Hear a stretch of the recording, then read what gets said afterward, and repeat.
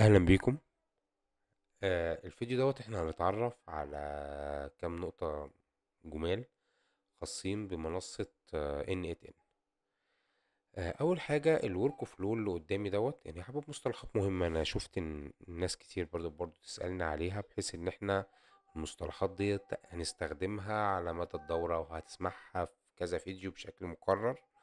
فحاول اوصل لك المصطلحات ديت معناها ايه، هيبقى افيد جدا ليك. اول حاجه الورك فلو. الورك فلو هو زي ما احنا شايفين، هي مجموعه النود لما بتتربط مع بعضها. طيب، ده مصطلح لما تسمعه يبقى المقصود بيه الورك فلو ده كلها، يعني التربيطه كلها بتاعت النود ذات نفسها. طيب، يبقى الورك فلو هو مجموعه من النود.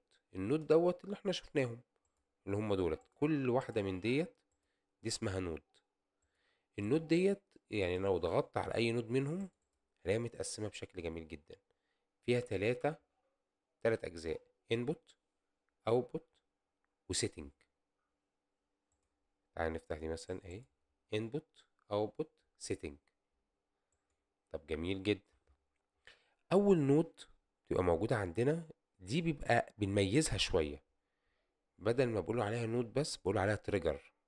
ليه بقول عليها تريجر؟ تريجر دي المقصود بيه بداية الأوتوميشن بتاعك، أو النقطة اللي أنت بتبدأ بيها الأوتوميشن. يبقى انا كده اتعرفت على ثلاث مصطلحات. المصطلح التريجر هي نود عادية خالص، بس هي اول نود ان هي بتبدأ منها الشغل بتاعي. بعد كده اتعرفت على مصطلح اسمه نود، اللي هو ببساطة جدا اي واحدة من دولت هي الورك فلو. ديت عبارة عن مجموعة نود متربطة ببعضها، اللي هي بتكون لي في الاخر الورك فلو ذات نفسه.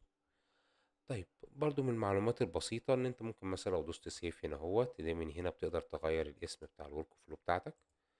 تعالى مثلا هو نسميه هنا تيست ان 18 بالشكل ده.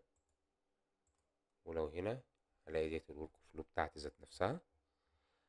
هلاقي برضو عندنا هنا دي الاسم بتاعها. ممكن هنا ديت ان اكتف واكتف، دي معناها ان انا مشغلها اوتوماتيك على البرودكشن، ولا انا بضطر كل شويه اضغط تيست.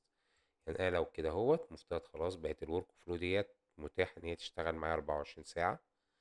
لو دوست على الثلاث نقط دولت هلاقي ان هنا في عندي حاجه اسمها دبليكيت، ديليت، شير. مثلا ممكن افتح الورك فلو ديت ذات نفسها وابدا اشوف الايه النقط اللي موجوده جوه.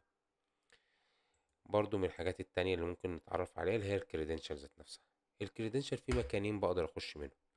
المكان الاولاني ممكن افتح التست اللي هي الورك فلو ذات نفسها، واقف على النود اللي انا عايزها، ولو هو عايز كريدنشال معينه هلاقيها موجوده في الاول. اضغط على edit وابدا اسيت الايه الكريدنشال بتاعتي. او المكان التاني بيبقى هنا بضغط على كريدنشال وببدأ ايه اشوف الكريدنشال كلها اللي انا مربط بيها المنصة بتاعتي بتاعت ال NetN. ممكن برضو تكريت كريدنشال من هنا، بدل ما كريت ورك فلو كريت كريدنشال، وابدأ احدد له الكريدنشال او النود اللي انا عايز اعمل لها اديها الكريدنشال بتاعتها، وببدأ ايه اضيف ليها الكلام ده. الكريدنشال هنا المقصود بيها اللي هي اليوزر نيم والباسورد، او الاي بي اي كي، او اللي هي الاكسس اللي انت بتديه للمنصه بتاعت ال ان عشان تساعدك في عمل الايه الاوتوميشن. كل ما قدرت تكتر الحاجات بتاعت الكريدنشال بتاعتك، انت تديله صلاحيات اكتر، لتور اكتر هو يقدر يخش يشتغل بيهم.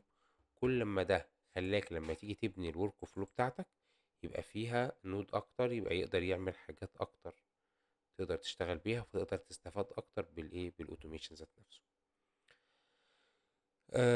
منصة في الآخر منصة ان ات ان من المنصات الجميلة جدا، ومن ال يعني وتعليمك للأوتوميشن في الفترة ديت شيء ضروري جدا جدا جدا. ان هو زي ما احنا شايفين هو يقدر يفيدك في حاجات كتير قوي. اليوز كيس بتاعته والأفكار اللي موجودة فيه أفكار لا نهائية. فعليا بجد انت يعني هتشوف حاجات كتير. يعني انا متوقع المستقبل في الحتة بتاعت الاوتوميشن ديت هيبقى جميل قوي. هتقدر فعليا تنفذ يوز كيس كانت موجودة في دماغك بطريقة بسيطة، بطريقة سهلة.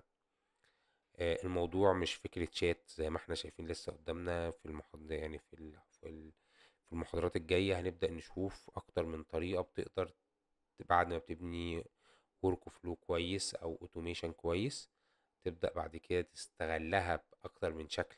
فهي مش شكل شات، مش انبوت واوتبوت بالشكل البسيط دوت خالص. الموضوع هيتعقد معانا قدام شوية. فتابعونا وخليكم معانا وبإذن الله خير يعني. شكرا لكم.